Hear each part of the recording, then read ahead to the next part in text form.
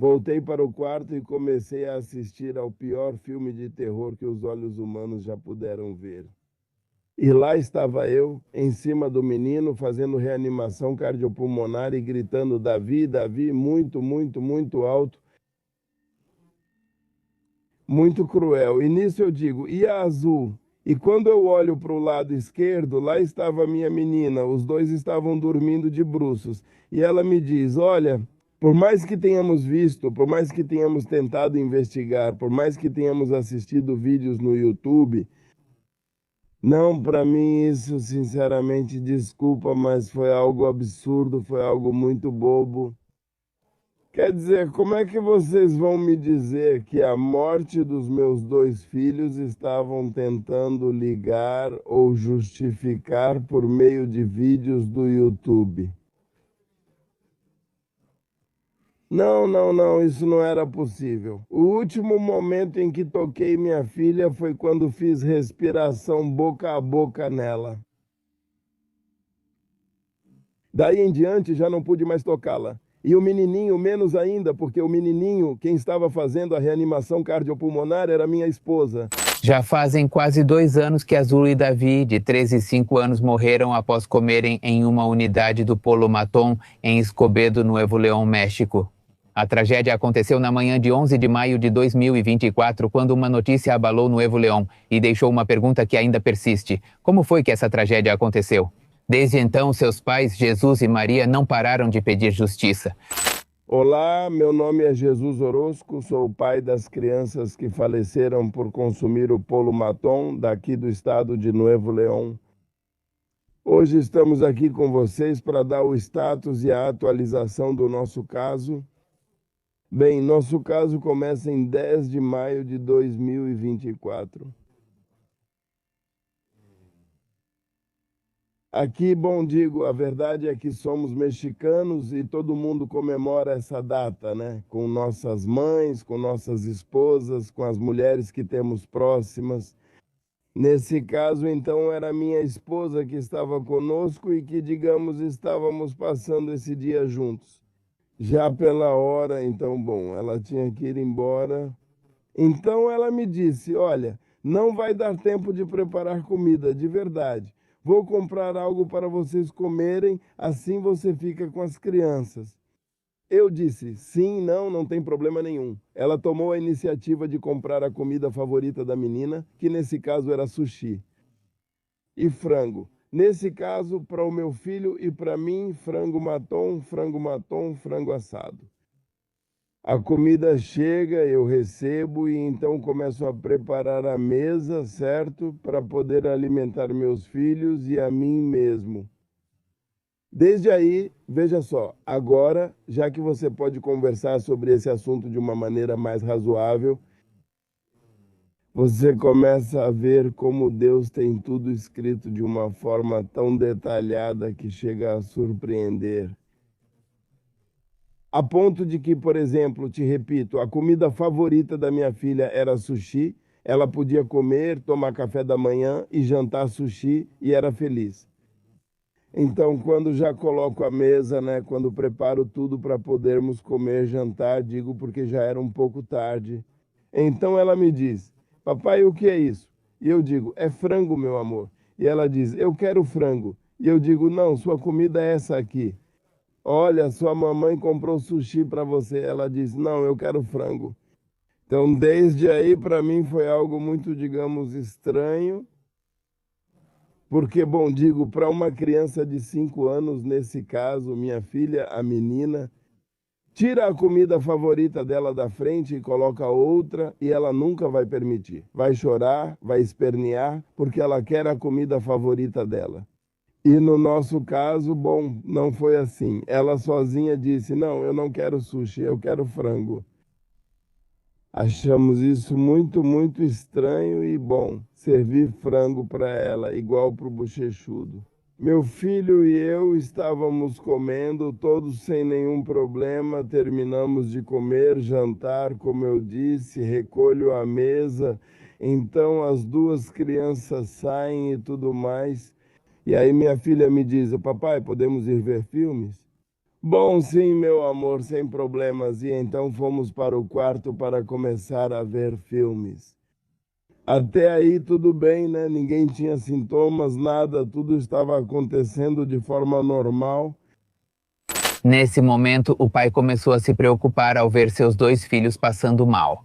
No entanto, como os dois pararam de vomitar e em algum momento da noite acabaram dormindo, Jesus Armando achou que a situação tinha se acalmado.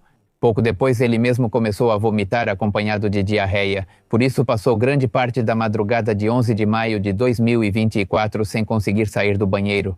Maria ficou sabendo do que estava acontecendo por mensagem de texto, mas não conseguiu falar com ele por telefone devido à correria do trabalho, do seu turno. Embora soubesse das náuseas e vômitos de todos, ela não conseguiu acompanhar de perto a situação. Então, nisso, né, o menino pequeno começa a vomitar e para nós, na verdade, não era algo estranho que o menino vomitasse. Também não quero te dizer que isso acontecia todos os dias, mas era algo que, digamos, de forma regular, poderia acontecer com ele. Ele começa a vomitar. E, bom, ele era pequeno, ele tinha 3 anos. Então eu pego, troco a roupinha dele, porque ele ainda se sujava, limpo o vômito dele e tudo, né? Limpo o local e tudo mais. E continuamos assistindo o filme sem nenhum problema. Nisso, minha filha me diz: pai, já volto, vou ao banheiro vomitar. E eu digo: eu te acompanho. Ela diz: não, fica com meu irmão. Ela já era maiorzinha, tinha 5 anos, e bom, eu fiquei com o menino. Continuamos assistindo filmes e aí chega minha filha e, bom, tudo certo, você está bem? Tudo bem? Sim, pai, tudo bem, ok. Toquei neles, medi a temperatura, tudo certo. Tá com dor na barriga, dor de cabeça? Não, nenhum dos dois. E aí a mãe deles me liga perguntando como estávamos, se as crianças já tinham jantado, toda essa coisa, né? E eu disse, sim, estamos aqui assistindo filmes, né, no quarto. Eu disse, mas sabe de uma coisa? Achei muito estranho que, para começar, a Azul não quis comer. Falei para ela. Ela perguntou, como assim não quis? Eu disse, não, não quis. Quis frango e não quis sushi. Não, não quis sushi. Tudo isso, obviamente, faz parte do que acompanha o inquérito, já que são conversas que ficaram salvas e estão de respaldo no WhatsApp, né? Para ela também, na hora, foi muito estranho que a menina não quisesse comer sushi. Então eu disse para ela: sabe de uma coisa, mas o que achei mais estranho foi que o David começou a vomitar. Ela me disse: ah, com certeza ele comeu demais, né? Eu falei: acho que sim, mas agora ele já está bem. E eu disse: mas isso não foi tudo. Na verdade, o que achei muito estranho foi que a menina começou a vomitar. Ela me perguntou: Azul? O nome da minha bebê era Azul Vanessa. E eu disse: sim, minha menina começou a vomitar. E eu falei: na verdade, acho muito estranho, ela nunca vomita. Ela me perguntou: você já verificou? Eles não estão com febre? Não sentem dor no abdômen ou dor de cabeça? Eu disse: nada, na verdade a gente só está assistindo TV, mas achei muito estranho. Ela falou: não, então fique de olho neles e qualquer coisa me avisa. Beleza. Continuamos assistindo filmes, terminou o primeiro, começou o segundo, e aí, de novo, minha filha me disse: papai, vou ao banheiro vomitar. Eu pensei: poxa, já não gostei, foi a segunda vez. Nessa hora, o menino já não vomitava mais, ele já estava no iPad dele e assistindo o filme sem nenhum problema. O menino estava tranquilo, estava bem, já não sentia nenhum mal-estar, mas a menina continuava vomitando. Aí eu mando outra mensagem para a mãe e digo: olha, sabe de uma coisa? David já não está mais vomitando, mas a menina continua vomitando.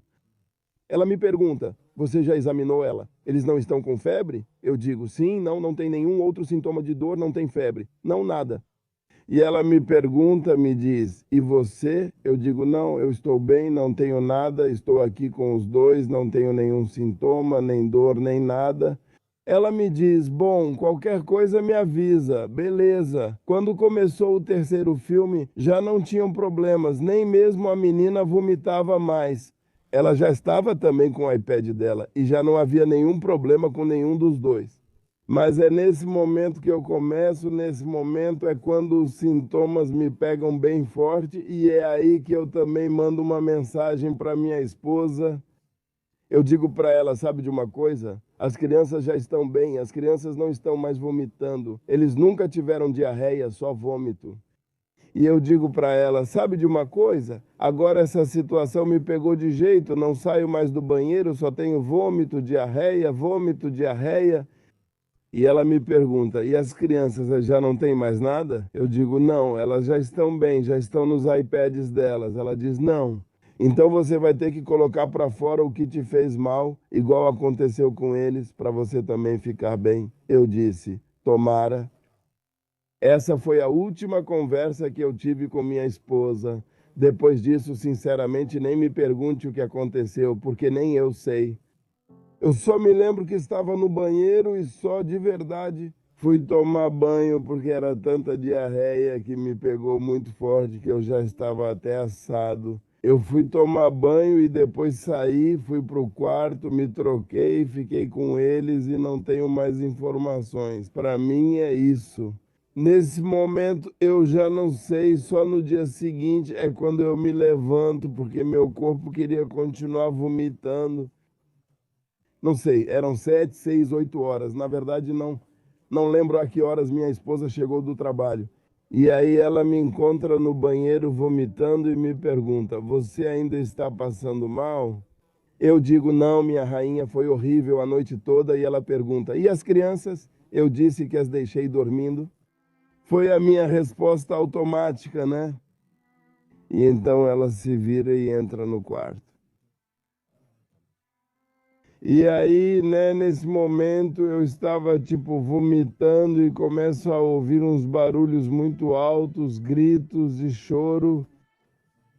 É horrível. Então, na minha doença, no meu sono, não sei como você queira ver isso. Bom, eu pensei de verdade que tinha entrado um rato ou algo assim na casa, porque elas têm pavor desses animais. Então eu limpo a privada, o banheiro, escovo os dentes, sei lá, e volto para o quarto. E aí eu vejo o pior filme de terror que uns olhos humanos poderiam ter visto, né? E lá estava ela em cima do menino fazendo reanimação cardiopulmonar e gritando Davi, Davi, muito, muito, muito alto, muito cruel. E aí eu digo, e a Azul? E então eu olho para o lado esquerdo e lá estava minha menina. Os dois estavam dormindo de bruços. E também nas redes sociais você percebe que dizem, com certeza ele dormiu e as crianças broncoaspiraram e tal. As crianças não broncoaspiraram. As provas periciais e a própria autópsia puderam determinar que eles não tinham nenhum resíduo nem bolo alimentar nas vias respiratórias.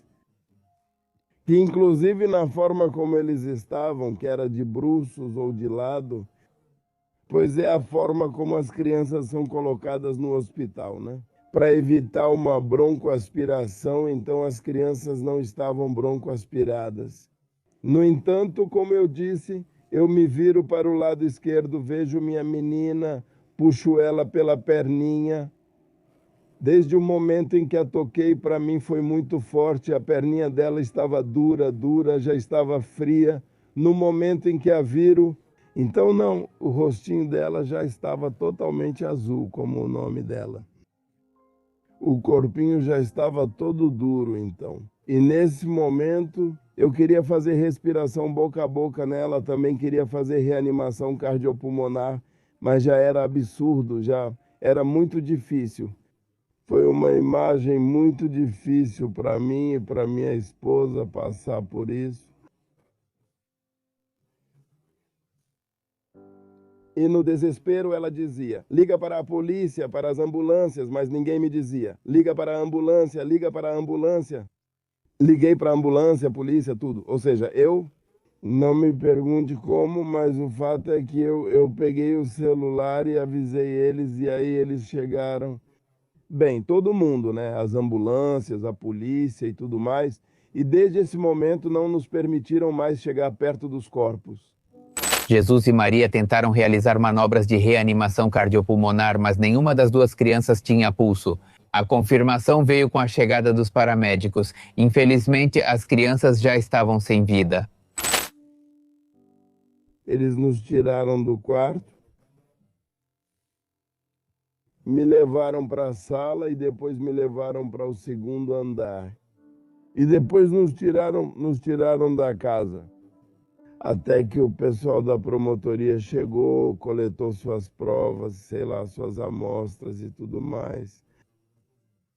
Veja, para mim isso é algo que eu ainda carrego muito, muito, muito forte para mim, porque não nos deixaram nem sequer nos despedir dos corpos dos nossos filhos. Quer dizer, foi algo assim: saiam, saiam e não podem entrar, mas espera aí, deixa eu me despedir, abraçá-lo de novo. E não foi possível, não. No último momento que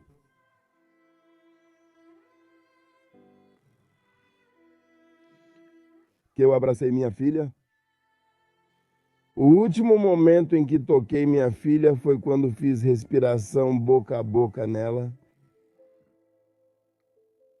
Depois disso, não pude mais tocá-la.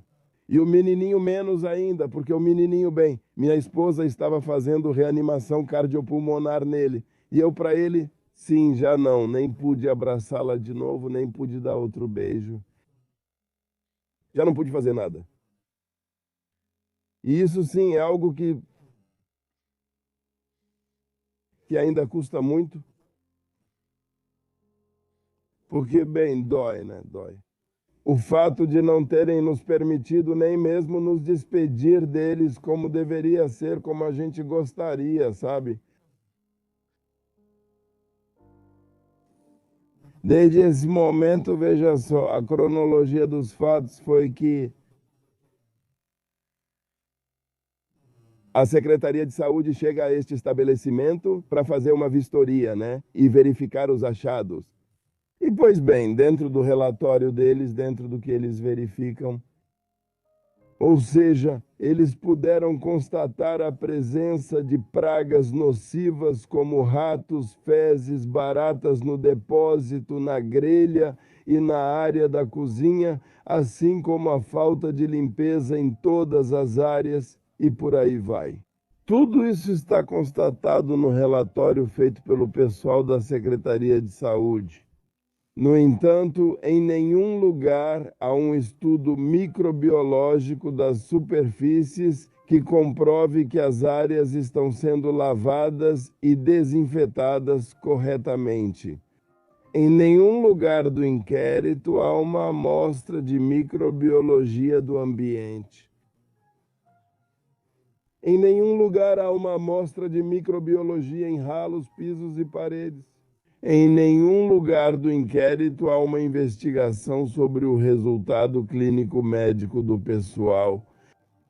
Ou seja, nós, como seres humanos, como trabalhadores e manipuladores de alimentos, podemos estar contaminados com salmonela, podemos estar contaminados com E. coli, podemos estar contaminados com estafilococos. E no momento de manipular os alimentos, nós também podemos ser uma fonte de contaminação para eles. E quando eu os questiono, o desconhecimento dessa área é tanto que até a promotora me diz: veja, senhor, mas por que o senhor está me pedindo isso, se nem mesmo na Lei Federal do Trabalho está escrito? E eu digo para ela: não pode ser possível. Quer dizer, eu digo, doutora, não são ferros, não são parafusos, isso é alimento, eu digo. Veja o que diz a normativa, veja o que diz a Organização Mundial da Saúde, veja o que diz a FDA, veja o que diz o Departamento de Agricultura dos Estados Unidos e assim por diante. Eu comecei a mostrar para eles por meio de normativas e sistemas de qualidade. Então, como eu te disse, me pagavam para isso, né? Tomava café da manhã, almoçava e jantava. O assunto normativo. Não iam vir me contar piadas dizendo que não havia informação sobre o tema. Como me disse a chefe de feminicídios, que é quem está cuidando do nosso caso, assim como a doutora que se chama Edgar.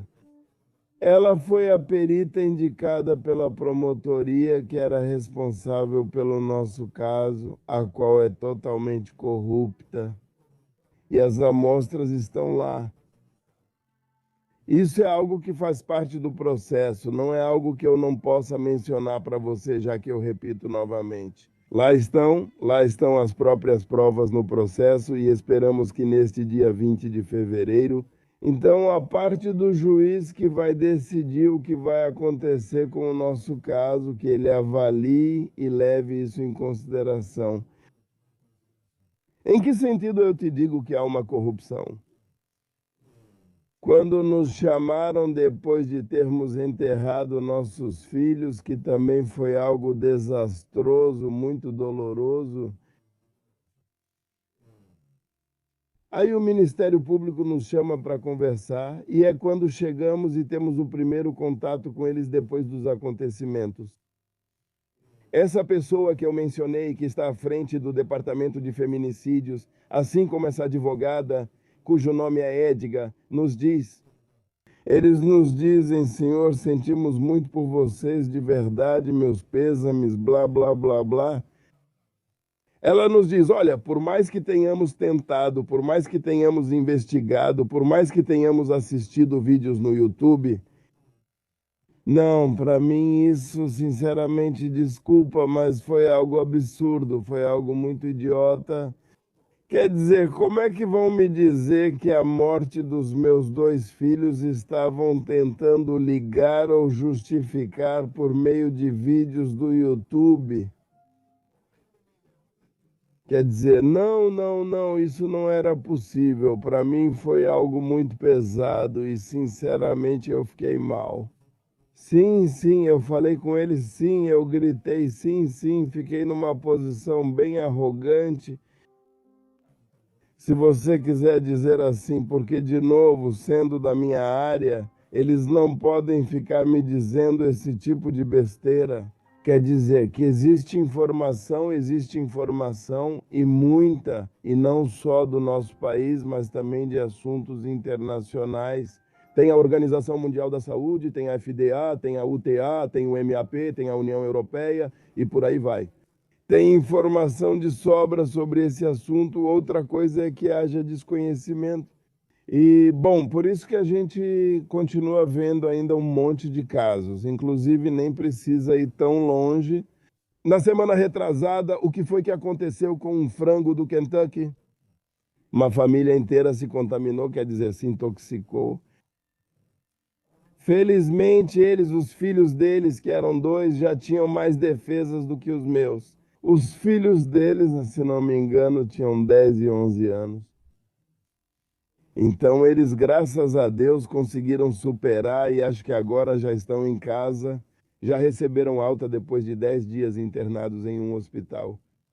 E acho que os pais deles, bom, nesse caso, né, o pai e a mãe também já estão aproveitando de estar em casa. Não sei se com cuidados, não sei se com sequelas dessas bactérias, mas o que sei é que conseguiram superar. E bom, na verdade, fico feliz por eles. Porque perder seus entes queridos por causa de outra pessoa realmente é muito difícil, é muito doloroso. E bom, o fato é que, como eu disse, eu me tornei meu próprio advogado. E aí eu não larguei mais. A partir desse momento, como menciono nos meus livros, eu também sou escritor, tenho 2 livros onde eu comento lá como conseguimos trocar os porquês pelos paraquês. Depois, os corpos são levados ao serviço médico legal, lá no hospital universitário, para fazer todo tipo de autópsias, exames, estudos e tudo mais. E veja, desde aí você também percebe como há tanta corrupção, né? Que bom, depois digo, agora conversando de uma forma mais lógica, mais racional, aí você diz, tudo bem, era parte da investigação que precisava ser feita, né? Mas no começo, sim, te tratam como se você fosse um assassino, né? No sentido de que me investigaram de tudo quanto é jeito, me mandaram fazer exames de tudo. para ver se eu consumia, sei lá, alguma substância, né, ou se estava sob influência de álcool ou outro tipo de coisa que pudesse fazer eu agir, digamos, com maldade em relação à vida dos meus filhos. E, bom, é absurdo, né? Se o que a gente quer simplesmente é ter os filhos ao nosso lado, mas enfim, foi assim que fizeram. Mandaram a gente fazer exames com mentiras, disseram que iam tirar sangue para ver que tipo de patógeno tinha nos afetado, ou seja, só mentira. Cheguei lá no hospital onde iam tirar meu sangue e falei com o clínico, né? Falei para o especialista: olha, você está coletando amostras para salmonela, para E. coli, para listeria, para shigella. Ele me disse: não, não, isso não é para nada disso. Esse laboratório não está equipado para fazer teste de patógenos. Eu perguntei: então para que é? Ele me disse: é para detectar, para ver se você tem alguma substância tóxica no seu corpo ou se você tem alguma substância alcoólica ou algo assim. Eu falei: não, cara, não pode ser. Eu nem fumo. Falei: e vocês com essas coisas? Mas enfim, te digo, são coisas que eles queriam procurar até debaixo das pedras para ver se escapavam. E podiam incriminar bem outras coisas, né? Inclusive o promotor anterior, que era.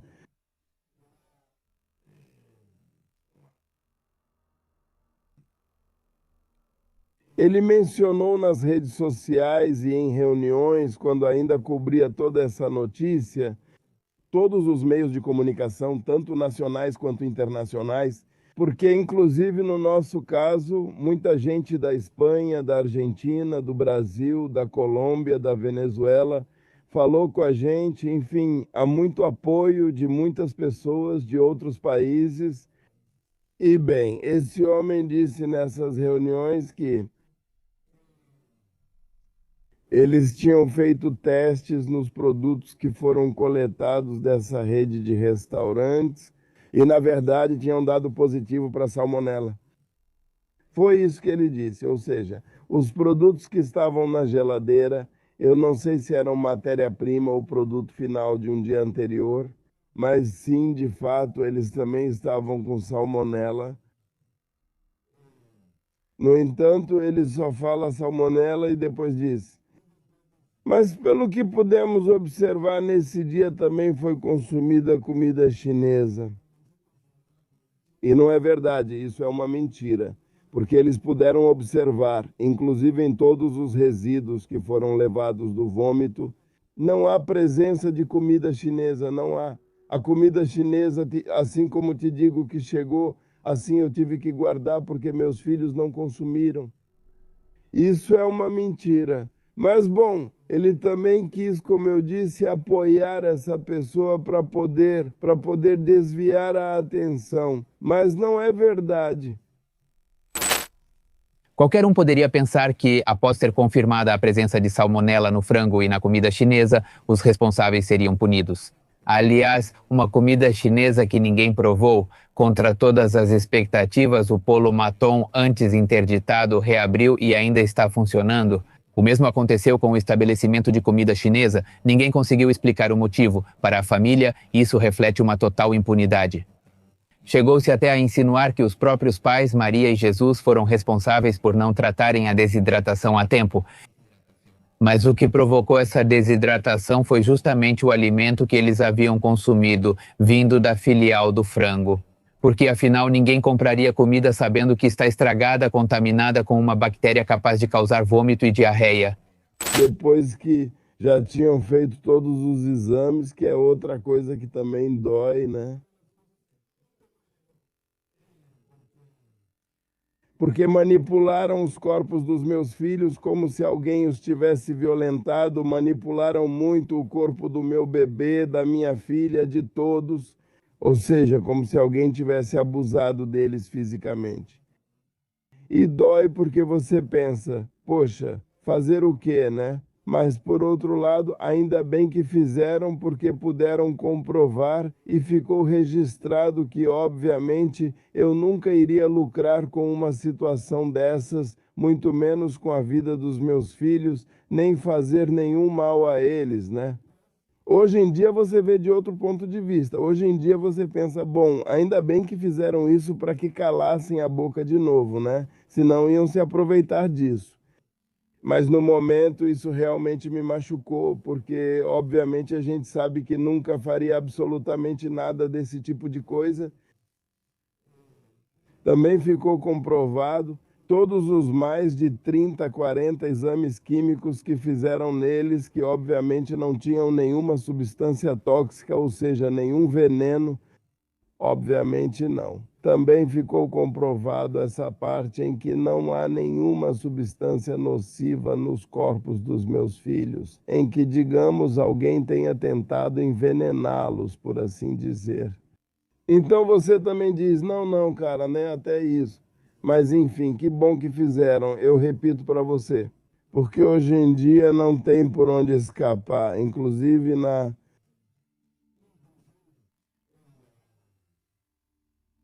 autópsia diz causa da morte, certo?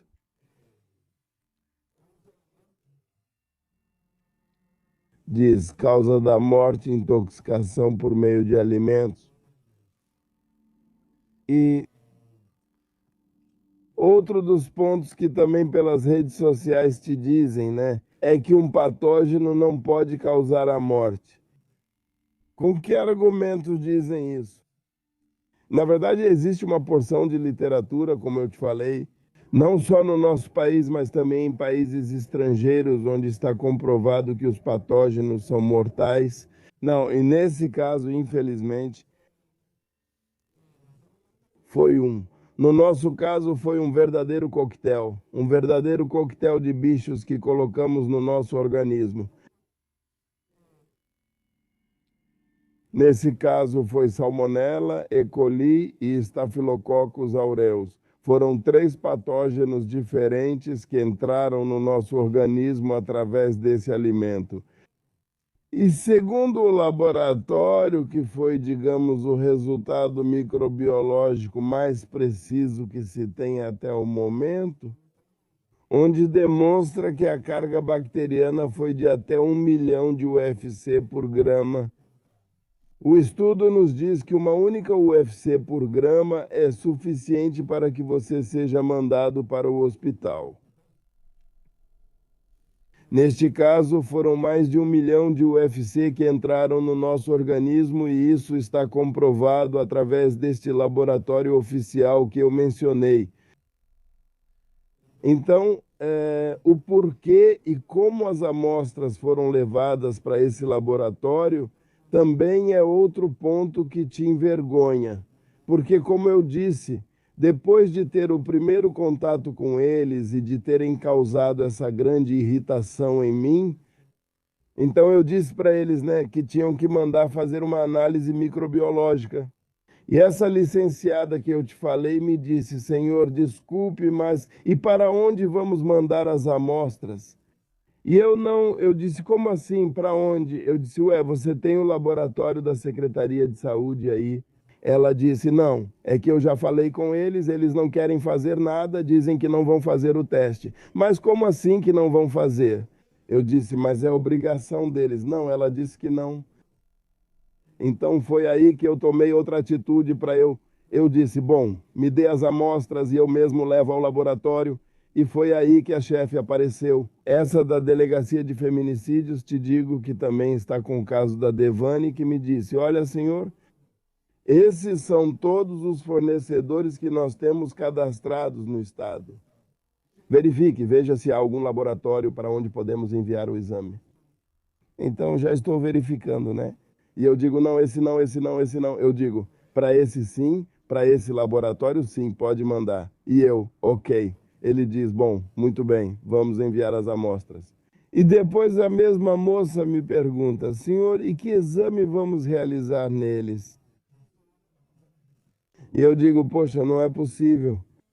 Quer dizer, como assim? Porque é que, na verdade, Escreve para mim num papelzinho, ela me disse. Escreve para mim num papelzinho para assim eu poder mandar. Eu pego um papel, coloco o nome de cada um dos patógenos e o exame que eles têm que fazer e já entrego para ela. É isso que a gente precisa. Ok, ela disse. Nós mandamos analisar os produtos nesse laboratório com esses parâmetros, foram enviados, mas foi a única forma de como hoje em dia temos a prova real do que aconteceu com a gente. Se a gente não tivesse falado, se a gente não tivesse esse conhecimento, nosso caso já estaria no arquivo morto da promotoria. Eles diziam isso era só salmonela. E não é verdade. Aqui está o laboratório, o resultado, desculpe, emitido por um laboratório oficial, onde mencionam os 3 tipos de patógenos. Então, eu não sei se o doutor, esse que eu te falei, que estava naquele momento como representante da promotoria, não saiba interpretar um resultado microbiológico, ou então quis dizer salmonela e minimizar a questão sanitária do que realmente tinha acontecido. Porque eu realmente tenho, como eu volto a te dizer, as provas científicas. Neste caso, é o resultado microbiológico, onde menciona os 3 parâmetros, salmonela, E. coli e estafilococos. Em mais de 1 milhão de UFC por grama, então era demais, foi uma carga superior à nossa resistência humana. Que, por exemplo, nos meus 2 filhos, acabou derrubando eles e em mim também. Mas eu, talvez pela minha idade, pela minha massa corporal, não sei, eu consegui me levantar. Mas eles não. Bom, como eu disse, nos tornamos nossos próprios advogados e a partir desse momento, todos os meios de comunicação nos bloquearam. Já não conseguiram? Não podiam mais transmitir ou dar uma notícia sobre nós porque expunham todas as pessoas do governo e manchavam o tema político, né? Que hoje em dia temos no nosso estado, já que se o governo se envolvesse, no nosso caso, seria como dar um tiro no próprio pé. Por quê? Porque de quem dependem todos esses órgãos, a promotoria, o Ministério Público, a Secretaria de Saúde? De quem dependem? Pois do nosso governo local. Se ele se envolver, vai ter que expor muita gente a ponto de que hoje em dia nossas provas já foram jogadas no lixo. Das provas físicas que estou falando, da comida, tanto da comida que levaram da geladeira da minha casa, do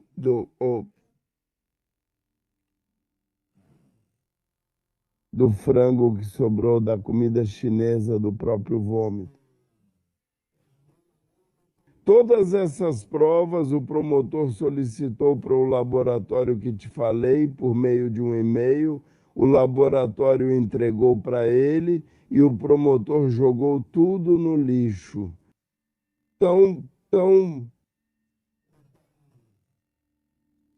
Não sei como dizer, tão corrupto, tão déspota, não sei como dizer. Ele fez isso e tudo está comprovado também, como eu te disse, com provas, né? Onde essa licenciada manda um e-mail de onde saiu da promotoria, ela enviou para o laboratório e o laboratório entregou as provas para ela. Quando eu questionei a química responsável por esse laboratório, porque se você me perguntar, bom, vamos ver, Jesus, e por que você escolheu esse laboratório? Porque foi o único laboratório oficial que eles tinham naquele livro que me deram. Todos os outros eram laboratórios de João das Cordas e coisas desse tipo. Se eu tivesse escolhido um desses laboratórios, meu caso novamente não teria a mesma força que tem hoje em dia. Bom, eu ligo para a química e digo: olha, química, eu estou aqui vendo o seu resultado. Mas tem um que não está sendo reportado. Tem um exame que eu solicitei e que não está mencionado neste relatório. Então eu quero perguntar o porquê ou se ainda está pendente de enviar. E ela me diz: Senhor, entendo a sua situação, disse, mas infelizmente eu não posso fazer nenhuma análise extra. Eu pergunto por que não, se sou eu o afetado. E ela diz: não, não posso por uma razão simples. Eu pergunto: o que aconteceu? Os Os resíduos de carne, tanto do vômito dos seus filhos e do Senhor, assim como os restos de alimentos do frango e da comida chinesa, a Receita Federal já veio recolhê-los e eu os entreguei para descarte. Ele me disse: meu cliente é o Ministério Público, e o Ministério Público me diz: me entregue minhas amostras, eu não posso retê-las, eu tenho que entregar as amostras. Ela ou eles são meus clientes e meus clientes estão me pedindo para entregar as amostras. E foi aí que eu disse: bom, então o senhor tem tudo isso por escrito, porque não pode entregar por ligação nem por WhatsApp. Ele disse: não, não, não. De fato, ele disse: temos os documentos pertinentes derivados de um e-mail diretamente do Ministério Público. Eu disse: bom, perfeito, com isso para mim já é suficiente. E hoje em dia é irônico. Embora, veja só, já colocaram um novo promotor que se chama Francisco Javier, ele é o novo representante da promotoria do nosso estado. Já tivemos um contato com ele muito gentil, ele muito gentil e, digamos, com muita abertura e muito honesto. Ele me disse: Jesus, para ser sincero, não tem um único perito que entenda deste caso como você. Então, o que você me disser é o que vamos fazer, porque não há ninguém que entenda deste caso. E eu, uau, não acredito, mas foi assim que aconteceu. Enfim, já expus para ele toda a fraude, toda a mentira, toda a corrupção que havia na nossa integração do dossiê. Mostrei para ele os resultados microbiológicos que faziam parte do nosso dossiê. Essa licenciada jogou tudo no lixo, descartou. No total, eu não sei como ela fez, mas em uma semana tudo voltou a aparecer, todas as informações do nosso dossiê voltaram a aparecer. E veja só, apesar de ele saber de tudo, essa licenciada que eu te falei continua trabalhando lá até hoje. Hoje em dia ela continua trabalhando, continua fazendo investigações fraudulentas e lá está ela. Isso aí, eu não quero me envolver, isso já é responsabilidade de cada órgão. Mas como vou repetir para você, quem entra no governo, no nosso caso, teria que expor um monte de gente em um monte de cargos e obviamente não vai fazer isso. Por isso, desde que aconteceu o nosso caso, o governador realmente apareceu para dar a cara, para dizer que vão se responsabilizar, que vão até as últimas consequências, blá, blá, blá, blá. Mas desde aquele dia até hoje, depois de 1 ano e 9 meses, ele nunca nos encarou. Nunca. Eu entendo, ele não vai fazer isso, não convém para ele, porque eu vou repetir, seria dar um tiro no próprio pé, porque teriam que expor muita gente. Hoje em dia, por esse motivo, todas as empresas, pessoas jurídicas, então, digamos, está muito complicado conseguir ter um processo, digamos, automático sobre a questão penal. E isso acontece porque os deputados e senadores não quiseram fazer. E, bom, isso só agora estamos percebendo. A ausência dos pequenos pesa profundamente em seu lar. Jesus compartilha que, em meio à dor, encontraram um propósito: lutar por justiça para seus filhos e evitar que outra família passe por uma tragédia semelhante. Eles também falam sobre as sequelas físicas e psicológicas que essa experiência deixa e sobre como é difícil reconstruir a vida depois de algo assim. Do meu pequeno David Emanuel, posso dizer que ele é uma pessoa muito sorridente, muito alegre, muito hiperativa. uma pessoa que iluminava. E ele levava alegria para onde quer que fosse, pois era uma pessoa muito alegre, uma pessoa que fazia você sorrir.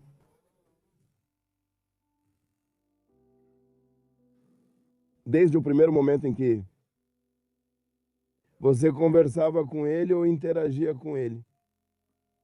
E minha princesa? Não, já era só isso.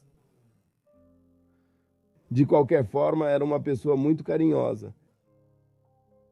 Uma menina também com muita energia, uma menina cheia de disposição, uma menina que gostava de fazer amigos. Aos 3 anos aconteceu. Minha menina estava há dias de se formar no jardim de infância. Dias antes do acontecimento, bem, ela já estava muito animada com o evento de formatura no jardim de infância. Já tinham feito os preparativos, já estava tudo pronto, né? E infelizmente não, ela não chegou. Ao trocar os porquês pelos paraquês, começo a entender.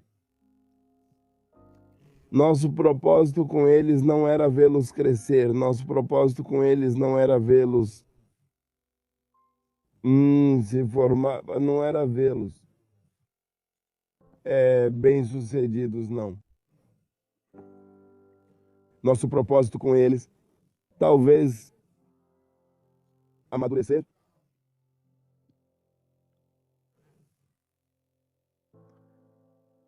Amadurecer talvez nosso casamento, porque depois que essas coisas aconteceram,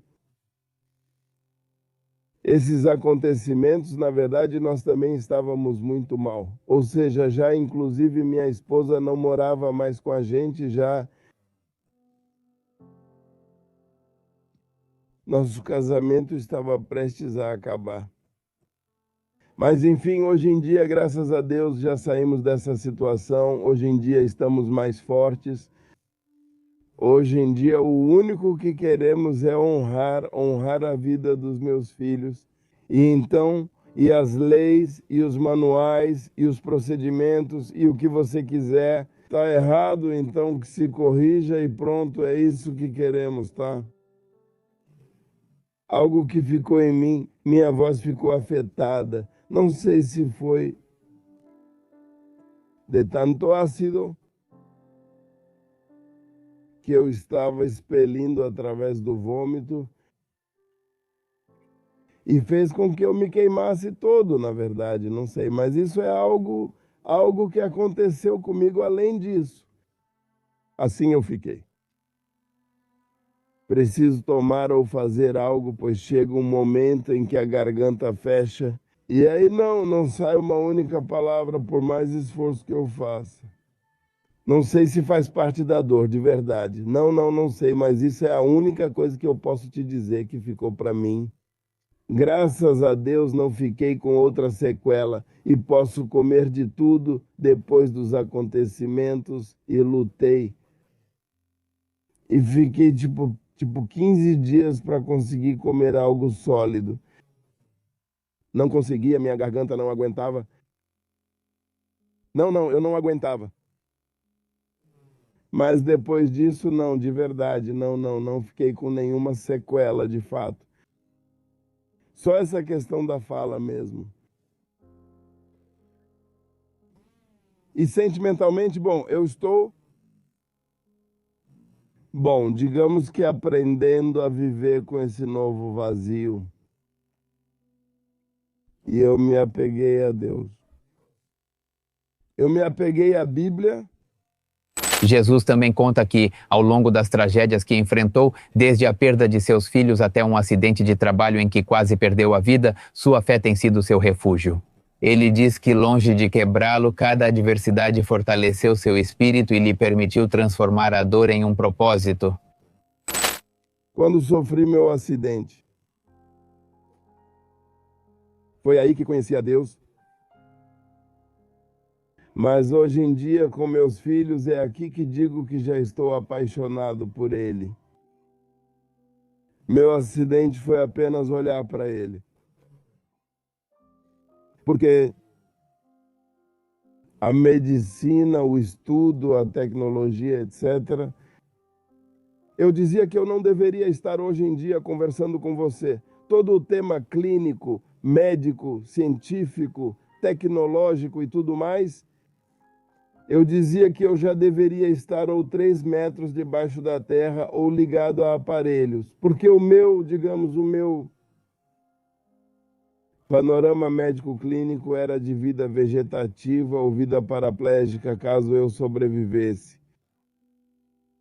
Esse era o meu prognóstico médico.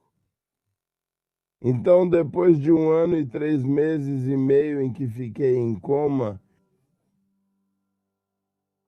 bem, tudo muda. Tudo muda.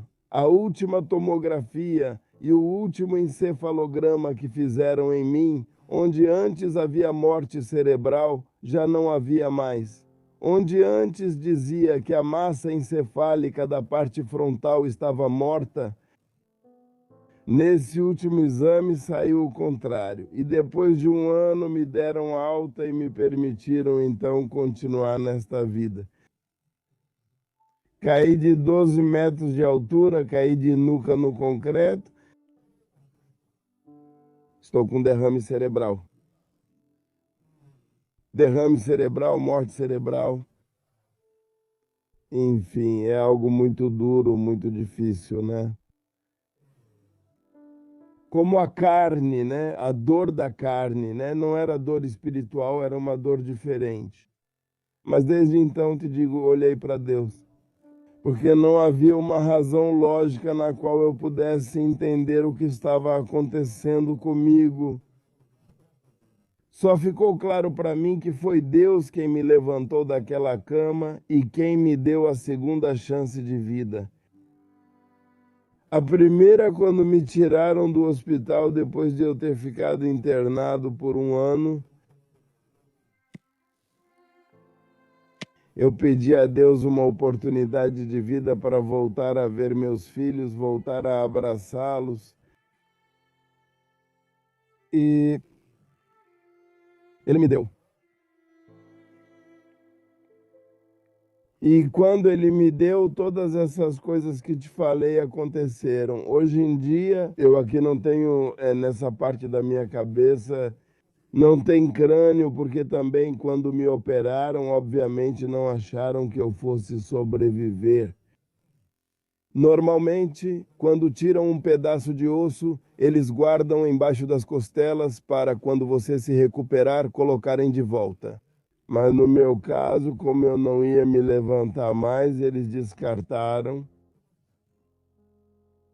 E olha como são as coisas. Depois de 1 ano, meu Deus me levanta. Nisso, então te digo, já não perguntamos os porquês, agora trocamos por para quê. E não sei, talvez o para quê seja para fazer uma mudança, como te digo, né? Uma mudança em que eu possa proteger a nossa sociedade. Só isso. Isso é o que buscamos, é o porquê de despertar, porque o resto, bem, já se perdeu, o resto já se foi.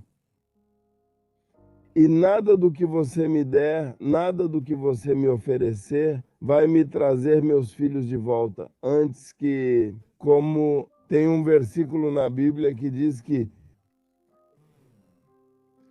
o rei Davi dizia aos seus súditos, né, que dizia: eu sei que não posso trazer meu filho de volta, mas eu sei que algum dia eu poderei estar com ele. Então, hoje em dia é o mesmo que eu penso. Eu sei que já não posso trazê-los de volta por nada do que você me der. Por nada eles vão voltar. Mas Eu sei que hoje em dia eu tenho a oportunidade de, em algum momento, conseguir ou ter a chance de ganhar esse ingresso, de poder estar com eles de novo. Então, enquanto isso não acontece, desta vida para outra, a gente tem que tentar fazer o melhor que puder. Você tem que se tornar na melhor versão da sua vida.